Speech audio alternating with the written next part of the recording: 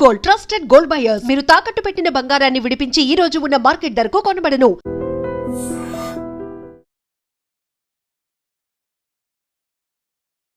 Welcome to I dream. నా పేరు Lumpini. Fix your gut and the rest will follow అని అంటారు కదా. సో గట్ రిలేటెడ్ ఇష్యూస్ని అడ్రస్ చేయడానికి ఒక ప్రాపర్ ఎక్స్ప్లెనేషన్ ఇవ్వడానికి ఈరోజు మనతో పాటు gastroenterologist, hepatologist and therapeutic endoscopist doctor Harsha Teja గారు ఉన్నారు. Let's talk to him. Hello sir, how are you? Hello, I'm fine. మీరు ఎలా ఉన్నారు? చాలా బాగున్నాను. అండ్ గట్ రిలేటెడ్ ఇష్యూస్ ఏవి వచ్చినా కూడా నాకు మైండ్లో డౌట్స్ అన్నీ అలా పెట్టుకున్నాను అనమాట, మీరు వచ్చినప్పుడు అడుగుదామని చెప్పేసి. So first of all, first doubt ఏంటంటే, యూజువలీ హార్ట్ బర్న్స్ అయినా కూడా ఎనీ కైండ్ ఆఫ్ ఇబ్బంది కలిగిన స్టమక్లో యాంటాసిడ్స్ కానీ పీపీఐస్ కానీ యూజ్ చేస్తారు కదా. సో ఇవి లాంగ్ టర్మ్ ఎఫెక్ట్ ఎలా ఉంటుంది అని చెప్పి. సో మన ఇండియాలో చాలామంది ఏం చేస్తారంటే, కడుపు మంట అయినప్పుడు ఎక్కడో మెడికల్ షాప్కి వెళ్తుంటారు. వెళ్ళి కడుపు మంట అవుతుందో ఒక ట్యాబ్లెట్ ఇవ్వమంటే ఓవర్ ద కౌంటర్ ఆ ఫార్మసిస్ట్ ఒక ట్యాబ్లెట్ ఇస్తారు. సో జనాల కామన్ మన ట్రెండ్ ఎలా ఉంటుందంటే, ఆ నొప్పి వచ్చినప్పుడల్లా ట్యాబ్లెట్ కంటిన్యూస్గా ఇయర్స్ తరబడి వేసుకున్న వాళ్ళు ఉంటుంటారు. నాకు తెలిసిన పేషెంట్ రీసెంట్గా she took for 30 years 30 years daily అది వేసుకుంటేనే నాకు మంచిగా అనిపిస్తుంది అని చెప్పటము. So she took over the counter from 30 years and she's taking the medication. అంటే రకరకాల సిరప్ కానీ ట్యాబ్లెట్ కానీ ఏదో ఒక ఫామ్లో తీసుకుంటుంది. దానివల్ల వచ్చిన కాంప్లికేషన్స్ కోసం డాక్టర్ని కలుస్తుంది తప్ప ఇది వేసుకుంటున్నాను చెప్పడం షీ ఫర్గాట్. సో అలా పీపీఐ వల్ల చాలా కాంప్లికేషన్స్ రావచ్చు. సో మనం బేసిక్ థింగ్ ఏంటంటే, ఇప్పుడు తీసుకునే పీపీఐ అంటారు. సో దానివల్ల ఏమవుతుందంటే, గ్యాస్ట్రిక్ సెక్రిషన్స్ అనేవి మన బాడీకి కావాల్సిన దానికంటే ఇంకా తగ్గిపోతుంటాయి. సో ఆ తగ్గిపోవటం వల్ల బాడీలో అసలు యాసిడ్ అనేదే తగ్గిపోతుంది. సో యాసిడ్ మనకి చాలా రకాలుగా హెల్ప్ఫుల్. అంటే మన ఫుడ్ డైజెషన్ కోసం అయినా కానీ, ఫర్ ఎగ్జాంపుల్ ఇప్పుడు మనం అబ్జార్ప్షన్ అయ్యే అన్ని విటమిన్స్కి మెజారిటీకి యాసిడ్ అనేది చాలా అవసరం. ఇప్పుడు B12 అబ్జార్ప్షన్కి అయినా కానీ, మనకు కావాల్సిన ఐరన్ అబ్జార్ప్షన్ అయినా కానీ, వీటన్నిటికీ యాసిడ్ అనేది చాలా ఇంపార్టెంట్ అండి. సో ఈ యాసిడ్ తగ్గిపోవటం వల్ల ఇండైరెక్ట్గా ఈ విటమిన్ డెఫిషియన్సీస్ రావటము, దానివల్ల రక్త శాతం తగ్గిపోవటము, దానివల్ల ఆయాసము, కాళ్ళవాపులు, ఆ రక్తం తగ్గిపోవడం వల్ల వచ్చే లక్షణాలతో కూడా చాలామంది మన హాస్పిటల్కి వస్తుంటారు. ఆ రక్త శాతం తగ్గిపోవడంతో మళ్ళీ కాంప్లికేషన్ స్టార్ట్ అవుతుంటాయి. సో ఇట్లా యాసిడ్ తగ్గడం వల్ల ఏమవుతుందంటే, ఇండైరెక్ట్గా మనం తీసుకునే ప్రతి ఫుడ్లో బ్యాడ్ బ్యాక్టీరియా ఉండొచ్చు. సో మన యాసిడ్ ఏం చేస్తుందంటే, వాటిని it will kill the bad bacteria. So మనం మనం యాసిడ్ సప్రెస్ చేస్తున్నాం అంటే బ్యాడ్ బ్యాక్టీరియాని మన బాడీలోకి ఇంట్రడ్యూస్ చేస్తున్నట్టు. అది ఇంకా డెవలప్ అవుతుంది. సో ఓవర్ ద టైం వీళ్ళు ఇన్ని సంవత్సరాలు తీసుకుంటున్నారు కాబట్టి ట్యాబ్లెట్ వల్ల బ్యాడ్ బ్యాక్టీరియా అనేవి ఓవర్ ద టైం మన బాడీలో గ్రో అవుతూ వాటి వల్ల వచ్చే కాంప్లికేషన్స్ స్టార్ట్ అవుతుంటాయి.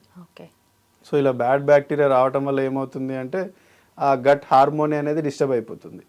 మళ్ళీ ఆ లీకీ గట్, ఆ కాంప్లికేషన్స్ అన్నీ స్టార్ట్ అయిపోతుంటాయి.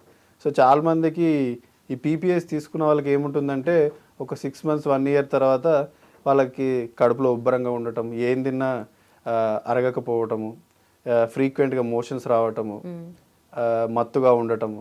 సో ఇవన్నీ ఆ బ్యాక్టీరియల్ ఓవర్ గ్రోత్ అంటారు. అంటే బ్యాక్టీరియా ఎక్కువ కావటం వల్ల బికాజ్ ఆఫ్ యువర్ పీపీఐస్ వాళ్ళకి ఆ సిమ్టమ్స్ అనేవి ప్రజెంట్ అవుతుంటాయి. దాన్ని small intestinal bacterial over growth అంటారు. సో అలానే ఇది కాకుండా మనం తీసుకునే ఈ పీపీఐస్ వల్ల కాల్షియం అనే అబ్జార్ప్షన్ కూడా తగ్గిపోతుందండి. ఈ కాల్షియం అబ్జార్ప్షన్ తగ్గిపోవడం వల్ల ఇండైరెక్ట్గా మన బొక్కలు అనేవి బాగా పలచగా అయిపోతుంటాయి. సో ఓవర్ ద టైం ఒక 20-30 years తీసుకున్న వాళ్ళకి ఆ థిక్నెస్ ఆఫ్ బోన్ అనేది తగ్గిపోయి ఫ్రాక్చర్స్ అయిన వాళ్ళు కూడా ఉన్నారు. ఇంటర్లింక్. సో అంటే ఎంత అవసరమో అంతే తీసుకోవాలి మనం ముందైనా కానీ. సో అలా బొక్కలు పలచబడటము, ఈ ఐరన్ B12 అబ్జార్ప్షన్ తగ్గిపోవటము, మజిల్ క్రాంప్స్ రావటము, మెగ్నీషియం అబ్జార్ప్షన్ కూడా ఎఫెక్ట్ కావటం వల్ల, అలాగే ఈ బ్యాక్టీరియల్ ఓవర్ గ్రోత్ వల్ల లక్షణాలు రావటము. కొన్ని స్టడీస్లో రీసెంట్గా లాంగ్ డ్యూరేషన్స్ పీపీఐ తీసుకున్న వాళ్ళకి కిడ్నీ ప్రాబ్లమ్స్ కూడా వస్తున్నాయండి. సో దాన్ని CKD అంటారు, క్రానిక్ కిడ్నీ డిసీజ్. సో ఈ పీపీఐ లాంగ్ టర్మ్ తీసుకున్న వాళ్ళకి ఆ క్రానిక్ కిడ్నీ డిసీజ్ వచ్చిన వాళ్ళు కూడా ఉన్నారు. ఈ ఎసిడిటీ తగ్గడం వల్ల మన స్టమక్లో ఉండే యాసిడ్ కొన్నిసార్లు ఏమవుతుందంటే నిమోనియా వచ్చిన వాళ్ళు కూడా ఉన్నారు. So long duration of PPIs అనేది it's not at all good. So నా పర్సనల్ సజెషన్ అయితే, try to avoid unnecessary medications. And also ఆ 30 years ఫీమేల్ ఎవరైతే ఉన్నారో యాంటాసిడ్స్ పీపీఎస్ యూజ్ చేస్తుంది, తన కండిషన్ ఎలా బెటర్ అయింది? నా దగ్గరకు వచ్చినప్పుడు ఫస్ట్ షీ హ్యాడ్ సేమ్, నేను బ్యాక్టీరియల్ ఓవర్ గ్రోత్ అని చెప్పాను కదా. Okay. So she presented with the bacterial overgrowth symptoms. రక్త శాతం కూడా she was having only haemoglobin of 8. So then I asked her history repeatedly. Then she was telling I was taking the same tablet for 30 years అని. సో అది stop చేయించి తన సిమ్టమ్స్కి సరిపడా bacterial over growth suspect చేసి సరిపడా యాంటీబయాటిక్స్ పెట్టి ఉన్న విటమిన్ డెఫిషియన్సీస్ కరెక్ట్ చేసిన తర్వాత after 1 month now she is fine. Okay. So గట్లో ఏదైనా కూడా మనకు బ్యాక్టీరియా, గుడ్ బ్యాక్టీరియా అనేది మోస్ట్ ఇంపార్టెంట్. ఎవ్రీథింగ్ దాని రిలేటెడ్గానే ఎఫెక్ట్ అవుతూ ఉంటుంది కదా బాడీ సిస్టమ్ అంతా కూడా. సో గట్లో మైక్రోబయం అనుకో న్యాచురల్గా డైవర్సిటీ పెరగాలి అంటే ఏం చేయాలి? సో డైవర్సిటీ పెరగాలంటే జనరల్గా గట్లో మనకి డిఫరెంట్ ఫైలస్ ఉంటాయండి. మేజర్ 4 ఫైలస్. దానిలో ప్రపోర్షన్ అనేది మన బాడీకి ఒకటి ఫిక్స్డ్ ఉంటుంది. ఓకే. సో మనం తీసుకునే డైట్, మన లైఫ్ స్టైల్ బట్టి ఆ కాంపోజిషన్, ఆ ప్రపోర్షన్ అనేది చేంజ్ అయినప్పుడు మనకు వచ్చే లక్షణాలే ఈ బ్యాక్టీరియల్ ఓవర్ గ్రోత్స్, మనకు వచ్చే ఈ బ్లోటింగ్ ఇవన్నీ. సో వాటిని ఎలా బెటర్ చేసుకోవాలంటే మన డే టు డే లైఫ్లో ఫస్ట్ మనం డైట్తో స్టార్ట్ చేయొచ్చు. సో గుడ్ బ్యాక్టీరియాని పెంచడానికి మన Indian food or South Indian ఫుడ్లో ఉన్న గుడ్ ఫుడ్స్ ఏంటంటే, మనం రోజు తినే దోశ, ఇడ్లీ కూడా అవేంటంటే ఫర్మెంటెడ్ ఫుడ్స్ అంటారు వాటిని. ఎందుకంటే మనం వాటిని నానబెట్టి అది పులిసిన తర్వాతనే మనం తింటాం. సో అది ఇండైరెక్ట్గా it is a good bacteria. అది ఓవర్ ద జనరేషన్స్ మన ఇండియాలో వస్తుంది. మన మెజారిటీ ఆఫ్ ఇండియన్స్కి ఆ గట్లో ఉండే గుడ్ బ్యాక్టీరియా ఈ ఫుడ్లో నుంచి వస్తుంటుంటాయి. ఓకే. సో అలా మనం రోజు తినే దోశ తీసుకోవచ్చు, ఇడ్లీ తీసుకోవచ్చు, పెరుగు ఆర్ మజ్జిగలో ఉన్న గుడ్ బ్యాక్టీరియాతో కూడా మన గట్ని మనం బెటరైజ్ చేసుకోవచ్చు. చాలామంది ఈ మధ్య యోగర్ట్ అని దొరుకుతుంది, దాంట్లో కూడా you have a good sufficient of probiotic bacteria. So అది కూడా తీసుకోవచ్చు. కావాలంటే పొద్దున పూట లేవంగానే మనం ఫైబర్ కంటైనింగ్ ఫుడ్స్ మన డైట్లో యాడ్ చేసుకోగలిగితే, fibre is indirect, it's a prebiotic అంటారు. అంటే ఆ ఫైబర్ అనేది ఆ బ్యాక్టీరియా గ్రో కావడానికి హెల్ప్ చేస్తుంది గట్లో. ఓకే. సో అలా రకరకాల ఫైబర్స్ ఉంటాయండి. కొన్ని డైజెస్టబుల్ ఫైబర్స్ ఉంటాయి, కొన్ని అన్డైజెస్టబుల్ ఫైబర్స్ ఉంటాయి. దేని అడ్వాంటేజెస్ దానికి ఉంటాయి. సో జనరల్గా డైజెస్టబుల్ ఫైబర్స్ తోటి ఏంటంటే ఆ గ్యాస్, బ్లోటింగ్ అనేది చాలా తక్కువ ఉంటుంది. ఓకే. సో మనం తీసుకునే క్యారెట్ అయినా తీసుకోండి, లెగ్యూమ్స్ అంటారు, ఆకుకూరలు అయినా కానీ, పల్సెస్ అయినా, వాటన్నిటిలో కూడా సఫిషియెంట్ ఫైబర్ ఉంటుంది. సో మనం రోజు ఒక ఫ్రూట్ మన డైట్లో యాడ్ చేసుకోవటము, పెరుగు మజ్జిగ తినటము, ఇడ్లీ ఆ దోశ ఏదైనా తినటము. చాలామంది ఇప్పుడు ట్రెండింగ్ అనుకుంటున్నారు ఏంటి, సర్దికూడు అంటారు. అంటే రాత్రి అన్నము పెరుగు తోడేసి దాంట్లో ఉల్లిపాయ వేసుకొని చాలామంది మార్నింగ్ తినటం అంటారు. So it has a scientific corner to it. ఏంటంటే మనం ఆ ఫుడ్ని ఫర్మెంట్ చేసినప్పుడు మనకు కావాల్సిన ప్రోబయాటిక్ వస్తుంది. మీరు తినే ఆనియన్ ఈజ్ ఏ ప్రీబయాటిక్, అంటే అది దాంట్లో ఉండే కంటెంట్ వల్ల బ్యాక్టీరియా గ్రోత్కి హెల్ప్ చేస్తుంది. ఓకే. సో ఇండైరెక్ట్గా it soothens your tummy and helps in better way to lead your life. Okay.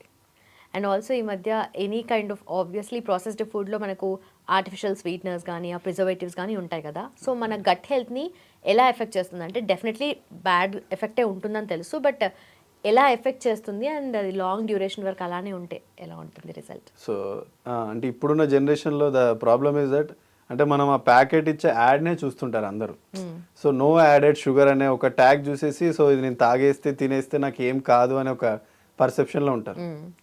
కానీ the other side of it ఏంటంటే, కొన్ని స్టడీస్లో ఆర్టిఫిషియల్ స్వీట్నర్స్ వల్ల షుగర్ వచ్చిన వాళ్ళు కూడా ఉన్నారు. ఓకే. సో ఆర్టిఫిషియల్ స్వీట్నర్స్ అనే ఒక 4-5 టైప్స్ ఉంటాయండి.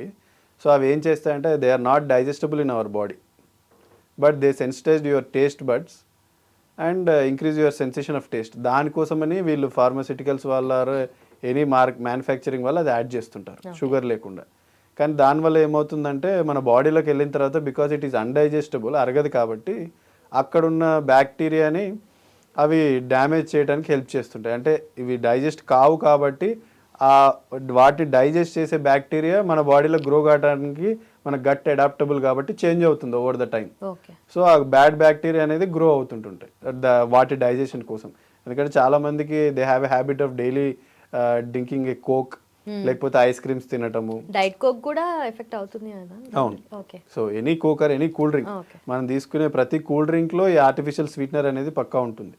మీరు తినే ఐస్ క్రీమ్ అయినా కానీ, తీసుకునే కూల్ డ్రింక్ అయినా కానీ, అవుట్ సైడ్ మీకు దొరికే జామ్స్ కానీ, సాస్ కానీ, వేటిల్లో అయినా ఒక కొంచెం పర్సంటేజ్ ఆఫ్ ఆర్టిఫిషియల్ స్వీట్నెస్ అనేది వాళ్ళు యాడ్ చేస్తుంటారు.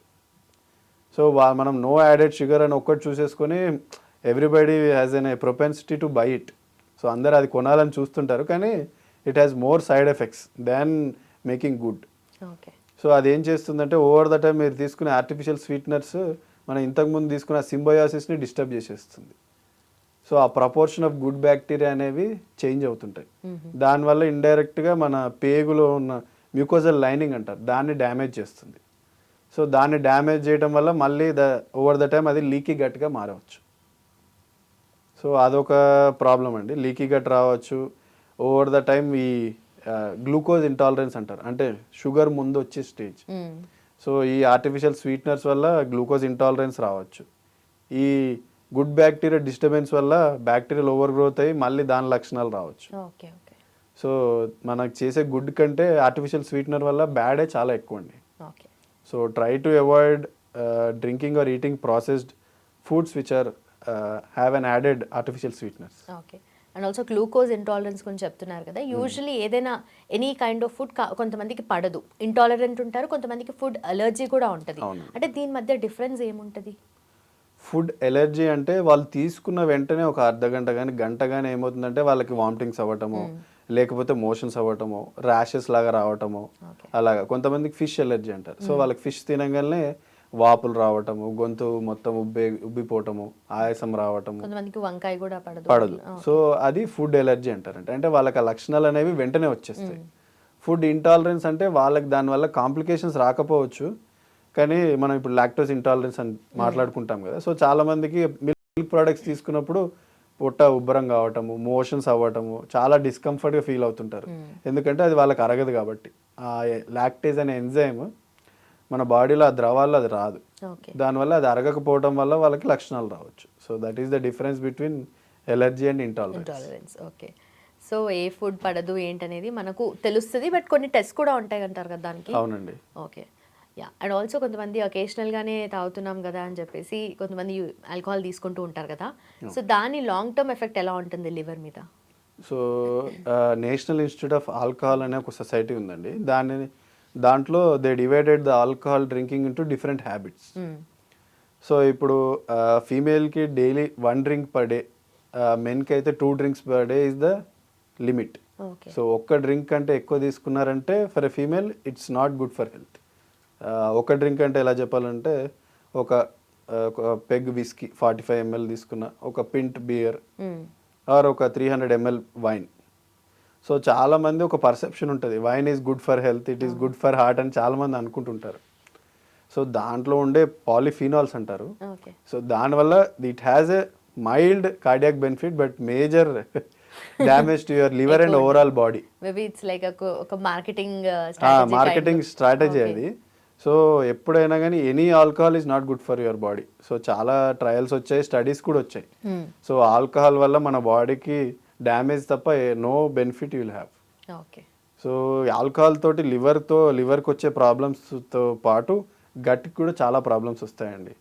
ఇప్పుడు మనం ఇంతకుముందు డిస్కస్ చేసినట్టు ఆర్టిఫిషియల్ స్వీట్నర్స్ లానే ఆల్కహాల్ లాంగ్ డ్యూరేషన్ తీసుకున్నప్పుడు ఏమవుతుందంటే ఆ మ్యూకోజల్ లైనింగ్ని స్టమక్లో అల్సర్స్లా తయారు చేసే అవకాశము, ఆ గుడ్ బ్యాక్టీరియా ఉండే కాంపోజిషన్ని డిస్టర్బ్ చేయటము, ఆ బ్యాక్టీరియా ఓవర్ గ్రోత్ చేయటము. ఈ ఆల్కహాల్ ఇండైరెక్ట్గా మళ్ళీ లివర్లో కూడా ఫ్యాట్ జమగూరుస్తుంది. అది ఎలా అంటే ఈ గట్ని డ్యామేజ్ చేసి ఆ లీకీ గట్ క్రియేట్ చేస్తుంది. దానివల్ల బ్యాక్టీరియా అనేవి బ్లడ్ స్ట్రీమ్లోకి ఎంటర్ అయ్యి అన్ని ఆర్గన్స్ని ఎఫెక్ట్ చేస్తాయి. దాన్ని ఆల్కహాల్ ఇండ్యూస్డ్ టాక్సీమియా అంటారు. అంటే మనం తీసుకునే ఆల్కహాల్ వల్ల ఆ డ్యామేజ్ అయిన పేగు వల్ల ఆ పూత నుంచి ఈ బ్యాక్టీరియా అనేవి బాడీలోకి వెళ్ళి రకరకాల కాంప్లికేషన్స్ క్రియేట్ చేస్తాయండి. సో మేజర్గా ఆల్కహాల్ ఎఫెక్ట్ చేసేది 2 ఆర్గన్స్, మేజారిటీ 70% లివర్, ప్యాంక్రియాస్ని కూడా చాలామందికి ఎఫెక్ట్ చేస్తుందండి అది. ఓకే. సో లివర్లో ఏం చేస్తుందంటే ఈ ఆల్కహాల్ అనేది ఫ్యాట్ని జమ్మగూర్చడానికి తోడ్పడుతుంది బాగా. ఓవర్ ద టైం ఏమవుతుందంటే ఆ ఫ్యాట్ వల్ల అక్కడున్న లివర్ సెల్స్, కణాలు అంటారు హెపటోసైట్స్, వాటిని డ్యామేజ్ చేయటము, ఆ చుట్టుపక్కల ఉన్న టిష్యూని అంతా గట్టిపరచడం, దాన్ని ఫైబ్రోసిస్ అంటారు. సో ఈ ఫైబ్రోసిస్ అనేది ఓవర్ ద టైమ్ మొత్తం లివర్ అంతా ఎక్స్టెండ్ అయ్యి మొత్తం గట్టిపడిపోయి దాన్ని సిరోసిస్ అంటారంటే. సో అది ఇర్రివర్సిబుల్ స్టేట్. అంటే ఇంకా లివర్ ఫంక్షన్ అనేది మెజారిటీ 90% పనిచేయనప్పుడు దాన్ని సిరోసిస్ అంటారు. సో ఇండియాలో సగం ఆల్కహాల్ తీసుకునే వాళ్ళకి మనం చూసే major complication cirrhosis. Okay okay so liver గట్టిపడటం వల్ల దాని వచ్చే కాంప్లికేషన్స్ అన్ని చాలా ఉంటాయమ్మా. ఓకే సో ఇప్పుడు ఆ సిరోసిస్ వల్ల బ్లడ్ వామిటింగ్స్ కావటము, పొట్టలో నీరు జమగూరటము, కాళ్ళవాపులు, రక్తస్రావం కావటము, ఇవన్నీ మల్టిపుల్ కాంప్లికేషన్స్ రావటం, కోమాలకి లాస్ట్ స్టేజ్లో వెళ్ళటము. Okay so problem with the liver is kidney లాగా దీనికి డయాలసిస్ అంటే ఏం లేదు. సో వన్స్ డ్యామేజ్ అయిందంటే మళ్ళీ ట్రాన్స్ప్లాంటేషన్కి వెళ్ళాల్సిందే, అంటే లివర్ మార్పిడి చేయించుకోవాల్సిందే. సో ఆల్కహాల్ తీసుకోపోకపోవటమే బెటర్. ఓకే సో లివర్ ట్రాన్స్ప్లాంటేషన్కి అంటే ఎలా ఉంటుంది ఆ ప్రాసెస్ ఏంటి? లివర్ ట్రాన్స్ప్లాంటేషన్ అంటే అది ఆర్గన్ డోనర్, కిడ్నీ లాగానే దాన్ని మ్యాచింగ్ చేస్తారు గవర్నమెంట్, దాన్ని బట్టి మ్యాచింగ్ అయిన వాళ్ళకి చేస్తారు. కానీ ఇట్స్ మేజర్ సర్జరీ కాబట్టి కిడ్నీ అంత చిన్నది కాదు. సో మేజర్ ఆపరేషన్ కాంప్లికేషన్స్ కూడా చాలా ఉండొచ్చు. ఓకే సో ఈ మధ్య ఎక్కువగా చూస్తుంటే గ్లూటెన్ ఫ్రీ, షుగర్ ఫ్రీ అంటున్నారు. Okay sugar free is fine, but ఎందుకు ఈ గ్లూటెన్ ఇంటాలరెన్స్ ఇంత ఎక్కువ అయిపోయింది? అండ్ ఆల్సో దాని రిలేటెడ్గా మార్కెటింగ్ లో కూడా చాలా వచ్చేసాయి. సో ఇది ఫ్యాడ్ అనుకోవచ్చా, జస్ట్ ఈ టైం బీయింగ్ కోసం అనుకోవచ్చా, లేదంటే ఎపిడమిక్ లాగా అనుకోవచ్చా? నా ఒపీనియన్ అయితే గ్లూటెన్ ఎపిడమిక్ అనేది ఇట్స్ ఎ ఫాల్స్ అండి. సో గ్లూటెన్ ఇంటాలరెన్స్ ఉండొచ్చు, కానీ మన పాపులేషన్లో స్టాటిస్టిక్స్ ప్రకారం ఓన్లీ 1 to 2% పీపుల్కే ఉంటుంది. సో ఇండియాలో, ఇంకా సౌత్ ఇండియాలో ఇంకా తక్కువ. ఎందుకంటే మన సౌత్ ఇండియాలో ఎక్కువ అందరు రైస్ తింటారు కాబట్టి, చపాతీ తక్కువ కాబట్టి గ్లూటెన్ ఇంటాలరెన్స్ చాలా తక్కువ. సో జనరల్గా మనం తినే ఇండియన్ ఫుడ్లో గ్లూటెన్ ఎక్కడ ఉంటుందంటే వీట్ అంటారు, గోధుమలు. ఆ గోధుమల్లో గ్లూటెన్ అనే కంటెంట్ చాలా ఎక్కువ ఉంటుందండి. సో నార్త్ ఇండియాలో వాళ్ళ స్టేపుల్ ఫుడ్ కాబట్టి అది తినటం వల్ల వాళ్ళకి కడుపు ఉబ్బరం కావటము, మోషన్స్ కావటము, రక్తం తగ్గిపోవటం, ఎనీమియా అంటారు. సో ఈ లక్షణాలన్నీ గ్లూటెన్ ఇంటాలరెన్స్లో వచ్చేవి. దాన్ని సీలియాక్ డిసీజ్ అంటారండి. అది చాలా 1 to 2% వరకే ఉంటుంది. సో దీన్ని ఏమంటారు, ఇట్స్ ఇండస్ట్రియల్ పరంగా దాన్ని ఒక భూమి లాగా క్రియేట్ చేసి గ్లూటెన్ ఫ్రీ ఫుడ్స్ అని స్టార్ట్ చేస్తున్నారు. So I don't think in India majority people has gluten intolerance. So lactose intolerance is predominant. So పాలు, పెరుగు, డైరీ ప్రోడక్ట్స్ పడని వాళ్ళు చాలా మంది ఉంటారండి, కానీ గ్లూటెన్, చపాతీ పడని వాళ్ళు చాలా తక్కువ మంది మన ఇండియాలో. సౌత్ ఇండియాలో అయితే ఇంకా తక్కువ. సో మీరు గ్లూటెన్ ఫ్రీ ప్రోడక్ట్స్ కంటే మీకు ఏ ఫుడ్ పడట్లేదు అనేది మీరు మీ సొంతంగా రాసుకొని దాన్ని రూల్ అవుట్ చేసుకుంటూ తినకుండా ఉండటం బెటర్ అండి. ఓకే సో కొంతమంది ఈ ఎక్కువగా ప్రిజర్వేటివ్స్, ప్రాసెస్డ్ ఫుడ్ కాకుండా మంచి హెల్దీ ఫుడ్ తీసుకున్నా కూడా బ్లోటెడ్ ఫీలింగ్ ఉంటుంది అని అంటారు కదా, చాలా మంది కంప్లైంట్ చేస్తారు. So how is it related? So bloated feeling ఎందుకంటే అదే ఫైబర్ అనేది మన ఫుడ్లో ఉంటుంది కదా. వెజిటేరియన్ చాలా మంది ఫైబర్ అంటే తిన్న వెజిటేరియన్ ఫుడ్లో ఫైబర్ కంటెంట్ ఉండొచ్చు. సో చాలా మందికి ఆ ఫైబర్ డైజెస్ట్ కాకపోవటం వల్ల కూడా బ్లోటింగ్ వస్తుంది. ఓకే అలాగే ఫాడ్ మ్యాప్స్ అంటారండి. So those are undigested products which are present in our food. So ఆ ఫాడ్ మ్యాప్స్ ఎక్కువ ఉన్న ఫుడ్ తీసుకున్నప్పుడు ఆ బ్లోటింగ్ సెన్సేషన్ ఎక్కువ ఉంటుంది. సో అది మనం గుర్తుంచుకోవాలి. ఫర్ ఎగ్జాంపుల్ వాటర్ మిలాన్ కానీ, యాపిల్ కానీ, ఇట్లాంటి వాటిలో ఫాడ్ మ్యాప్ కంటెంట్ ఎక్కువ ఉంటుందండి. అది మన బాడీలో డైజెస్ట్ కావు. సో అట్లాంటప్పుడు అలాంటి ఫుడ్స్ మనం రికగ్నైజ్ చేసుకొని ఆ ఫాడ్ మ్యాప్స్ లో ఉండే ఫుడ్ తీసుకుంటే సరిపోతుంది. ఓకే ఫాడ్ మ్యాప్స్ అంటే it's a big term. Fermentable oligosaccharides and disaccharides and polyols అని ఉంటుంది. సో ఇండైరెక్ట్గా సింపుల్గా చెప్పాలంటే undigestible food products. Okay okay అలాంటివి తీసుకోకుండా ఉంటే better. And also India is known for spices కదా. సో యూజువలీ మనం అన్ని ఫుడ్స్లో స్పైసెస్ యూజ్ చేస్తాము. అయితే ఈ స్పైసెస్ని టూ మచ్గా తీసుకోవడం వల్ల పర్మనెంట్గా మనకి ఏమైనా డ్యామేజ్ ఉంటుందా స్టమక్ లైనింగ్కి? అంటే ఓవర్ ద టైమ్ ఈ స్పైసెస్ తీసుకోవడం వల్ల it creates a chemical irritant type of thing for మన స్టమక్ అండి. సో అది అలా రోజు ఇరిటేట్ చేయడం బట్టి ఏమవుతుందంటే over the time gastric acid secretion అనేది పెరిగిపోతుంది. ఆ పెరిగిపోవడం వల్ల మళ్ళీ అల్సర్స్కి ఫామ్ అయ్యేయడానికి బాగా దోహదపడుతుంది. సో ఆ ఇండైరెక్ట్గా అల్సర్స్ ఫామ్ కావడం వల్ల మళ్ళీ మీకు కడుపు నొప్పి, ఆ కడుపు ఉబ్బరము, ఎసిడిటీ, ఇండైజెషన్ అనేవి స్టార్ట్ అవుతుంటుంది. సో అందుకని it's better to avoid more spicy food. Okay and also కొంతమందికి ఓవర్ బర్పింగ్ ఉంటుంది కదా, అలా ఉన్నప్పుడు వాట్ డస్ ఇట్ అంటే దాని సైన్స్ ఏముంటాయని? చాలామందికి ఓవర్ బర్పింగ్ ఎక్కువగా ఇట్లా దేపులు వస్తూ ఉంటాయి కదా. సో దానివల్ల అంటే అదేమన్నా నెగిటివ్గా సూచిస్తుందా, లేదంటే పాజిటివేనా, లేదంటే ఎలా తీసుకోవచ్చు దాన్ని? అంటే బర్పింగ్ ఒకటి రెండు ఆఫ్టర్ మీల్ ఇస్ ఫైన్ అండి. జనరల్గా రోజు ప్రతిసారి తిన్న ప్రతిసారి వస్తున్నాయి, రిపీటెడ్గా వస్తున్నాయి, పడుకున్నా కానీ వస్తున్నాయి అంటే ఇండైరెక్ట్గా వాళ్ళకి ఎసిడిటీ అనేది ఎక్కువ ఉండొచ్చండి. ఓకే. సో ఎసిడిటీతో పాటు బ్యాక్టీరియల్ ఓవర్ గ్రోత్, అంటే చిన్న ప్రేగులో బ్యాక్టీరియా ఓవర్ గ్రోత్ అయినా కానీ ఈ బర్బ్స్ బెల్చింగ్స్ అనేది ఎక్కువ అవే అవకాశాలు ఉంటాయి. ఎందుకంటే ఆ గ్యాస్ ప్రొడక్షన్ అనేది ఎక్కువ అవ్వటం వల్ల అది కిందికి వెళ్ళకపోవడం వల్ల ఆ తేన్పుల్లాగా ఎక్కువ వస్తుంటాయండి. ఓకే. సో దానివల్ల కూడా బర్బ్స్ అనేది it's not a good thing. Okay. And also food తీసుకున్న తర్వాత కైండ్ ఆఫ్ ఇట్లా ఎంప్టీనెస్, హాలోనెస్ క్రియేట్ అవుతుంది స్టమక్లో. అంటే ఇట్లా గ్యాప్స్ లాగా వచ్చినప్పుడు యాసిడ్ వచ్చింది ఆర్ గ్యాస్ పట్టింది అని అంటారు, లేదంటే యాసిడ్ రిఫ్లెక్స్ లాగా ఉంటుంది. అంటే ఒక్కొక్కటి ఒక్కొక్క టర్మ్ ఉంటుంది కదా, దాన్ని ఎట్లా డిఫరెన్షియేట్ చేసుకోవాలి మన కండిషన్ని బట్టి మనకి ఇది ఉంది అని చెప్పేసి? సో దీంట్లో మేజర్గా రెండు ఉంటాయి మేడం. సో మన స్టమక్కి అన్నవాయువు ఈసోఫేగస్ అంటారు. సో ఆ రెండింటి మధ్యలో ఒక స్పింక్టర్ ఉంటుంది. సో దాన్ని లోవర్ ఈసోఫేజియల్ స్పింక్టర్ అంటారు. సో యాసిడ్ ప్రొడక్షన్ ఎక్కువ ఉన్న వాళ్ళకి ఏమవుతుందంటే కొన్నిసార్లు కొంతమందికి ఓవర్ వెయిట్ ఉన్న వాళ్ళకైనా లేకపోతే ఆ స్పింక్టర్ లూజ్ ఉన్న వాళ్ళకి ఏమవుతుందంటే యాసిడ్ అనేది ఛాతీలోకి వచ్చేస్తుంది, అంటే ఈసోఫేగస్లోకి వచ్చేసి అక్కడ ఎరోజన్స్ ఆర్ అల్సర్స్ తయారు కావడానికి అది దోహదపడుతుంది. ఆ అల్సర్స్ కావడం వల్ల చాలామంది ఏం ఫీల్ అవుతారంటే తిన్న వెంటనే ఛాతీలో మంట వస్తుంది, పడుకుంటే చాలా మంట ఎక్కువ అవుతుంది. ఎందుకంటే ఆ స్పింక్టర్ లూజ్ అవ్వటం వల్ల అయినా లేకపోతే ఓవర్ వెయిట్ వల్ల ఆ స్పింక్టర్ మీద ప్రెషర్ ఎక్కువ పడి బ్యాక్ రిఫ్లెక్స్ తోటి ఆ ఎసిడిటీ వల్ల వచ్చే లక్షణాలే ఈ GARD అంటారండి, గ్యాస్ట్రోఇసోఫేజియల్ రిఫ్లెక్స్ డిసీజ్. మన లేమన్ టర్మ్స్లో ఛాతీలో రెట్రోస్టెనల్ బర్నింగ్ అయినా రిఫ్లెక్స్ అయినా, these are the common terms which we can identify the patients who are having GARD. Okay. So lactose intolerance గురించి చెప్పారు కదా, బట్ స్టిల్ లాక్టోజ్ తీసుకుంది అంటే ఎనీ కైండ్ ఆఫ్ ఏదో ఒక ఫామ్లో తీసుకుంది వాళ్ళకి గడవదు, చాలామంది అలానే ఉంటారు. బట్ స్టిల్ బ్లోటింగ్ ఉన్నా కూడా అది యూస్ చేస్తూనే ఉంటారు, టీ తాగడము, కాఫీ తాగడము, ప్లెయిన్ మిల్క్ తాగడము, ఎనీ కైండ్. సో దానివల్ల ఎలాంటి ఎఫెక్ట్ ఉంటుంది? లాక్టోస్ ఇంటాలరెన్స్ వల్ల మేజర్ ఎఫెక్ట్ మన గట్ మీద ఏమి ఉండదండి. అన్డైజెస్టెడ్ ప్రోడక్టెడ్ కాబట్టి అది మన పెద్ద పేగులుగా వెళ్ళిపోయి దానివల్ల 2-3 మోషన్స్ ఎక్కువ అవటము, కడుపు ఉబ్బరంగా ఉండటం అవుతుంది. సో దానివల్ల మేజర్ హెల్త్ సైడ్ ఎఫెక్ట్స్ ఉండకపోవచ్చు, కానీ ఈ మోషన్స్ ఎక్కువ అవ్వటం, కడుపు ఉబ్బరం ఉండటం అనేవి కామన్గా వాళ్ళు చూస్తుంటారు, కానీ అలవాటు ఉన్న వాళ్ళు కంటిన్యూ చేస్తుంటారు. ఓకే. సో ఇప్పుడు రైనీ సీజన్ కాబట్టి ఇంకొంచెం జాగ్రత్తగా ఉండాలి ఫుడ్ విషయంలో కూడా. సో బయట ఫుడ్ తీసుకున్నా కూడా ఎనీవే మనకు ప్రాబ్లమ్స్ వస్తూ ఉంటాయి కదా. సో ఈ రైనీ సీజన్కి ఒక ప్రాపర్ డైట్ ప్లాన్ ఇలా మెయింటైన్ చేయాలి, ఇది అస్సలు అవాయిడ్ చేయాలి అంటే ఏం చెప్తారు? అస్సలు అవాయిడ్ చేయాలి అంటే అవుట్ సైడ్ అన్ప్రాసెస్డ్ ఫుడ్స్ ఏదైనా తీసుకోకండి. అంటే మీరు తినే నూడిల్స్ అయినా కానీ, పానీపూరి అయినా కానీ, అలా ఎలా కష్టం కదా. అంటే వాటిల్లో ఇప్పుడు చూసే ఎపిడమిక్లో ఏముంటుందంటే ఆ వాటర్లో హెపటైటిస్ వైరస్ ARE అనేది కంటామినేషన్ చాలా ఎక్కువ అండి. ఓకే. సో దానివల్ల వైరల్ హెపటైటిస్ అంటారు, అంటే లివర్కి ఆ వైరస్ వల్ల వచ్చే వాపుని వైరల్ హెపటైటిస్ అంటారు.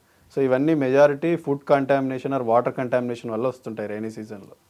సో వాటన్నిటిని తగ్గించడానికి వాటర్ కాగబెట్టుకొని తాగటము, బయట అవుట్ సైడ్ ఇట్లాంటి నాన్ ప్రాసెస్డ్ ఫుడ్ ఆర్ లేకపోతే ఉడికించని కూరగాయలైనా అయి ఉండొచ్చు, లేకపోతే ఫుడ్ ఏదైనా కానీ ఉడకంది తినకుండా ఉండటం బెటర్. ఓకే. సో యూజువలీ మీరు ఏది చెప్పినా కూడా ప్రోటీన్ రిలేటెడ్ చెప్పినా ఫైబర్ కంటెంట్ అనేది డెఫినెట్లీ తీసుకోవాలని చెప్తూ ఉంటారు. సో అది మీట్ అవ్వనప్పుడు ఫైబర్ సప్లిమెంట్స్ తీసుకోవచ్చా, తీసుకుంటే బెనిఫిషియల్ ఉంటుందా అని? అంటే ఫైబర్ సప్లిమెంట్స్ ఎంత న్యాచురల్ తీసుకుంటే అంత బెటర్ అండి. కానీ కొన్నిసార్లు చాలామంది అంటే ఈ న్యాచురల్ ఫైబర్ తీసుకున్నప్పుడు బ్లోటింగ్ అనుకున్న వాళ్ళు ఫైబర్ సప్లిమెంట్స్ తీసుకోవచ్చు. That too it's under supervision of any doctor is a better thing. Okay. So దానికి కూడా కొంత పర్సంటేజ్ జనరల్లీ మన డే టు డే కన్జంప్షన్లో at least 20 to 25 grams of fibre ఉండాలండి. సో మీరు అలా ఓవరాల్గా తీసుకోలేకపోతున్నారు అంటే fibre supplementation that too for a specific period మీరు తీసుకోవచ్చు, that too under supervision of a doctor. Okay. So any individual 25 to 30 grams per day. Okay. Thank you so much. Thank you. Thanks.